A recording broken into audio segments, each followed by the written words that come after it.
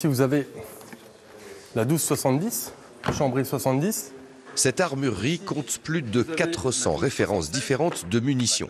À chaque arme et à chaque utilisation sa cartouche, c'est un consommable qui est très encadré. Il faut acquérir les connaissances et ça, normalement, ça prend un certain temps. C'est pendant 5 minutes qu'on pourra apprendre tous les détails d'une cartouche. Il y a le plomb, le tungstène pour les zones humides, les plaines. Les variétés sont énormes. Si vous regardez un petit peu le choix qu'on a, c'est pas pour rien. C'est effectivement parce que chaque cartouche correspond à quelque chose.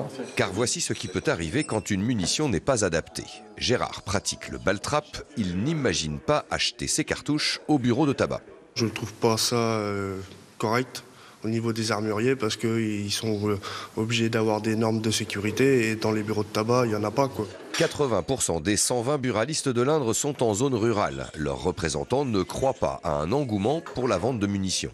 Ça échange avec nos clients qui sont souvent des chasseurs, donc on en parle, mais je vous dirais que c'est plus souvent sur le thème de la plaisanterie parce que les réseaux, ils les ont déjà pour acheter et ça va être vraiment exceptionnel. Si on en ouvre un ou deux, à mon avis, dans le département l'année prochaine, ça sera énorme. Et ce sera sous conditions qui devraient être définies en début d'année prochaine. Il y aura des contraintes en termes de formation obligatoire, il y aura des contraintes en termes de marge, c'est-à-dire que on va acheter très peu de références, on aura très peu de marge. Les seules cartouches que vous verrez au 1er janvier chez le buraliste sont les cigarettes qui prendront jusqu'à 10% d'augmentation.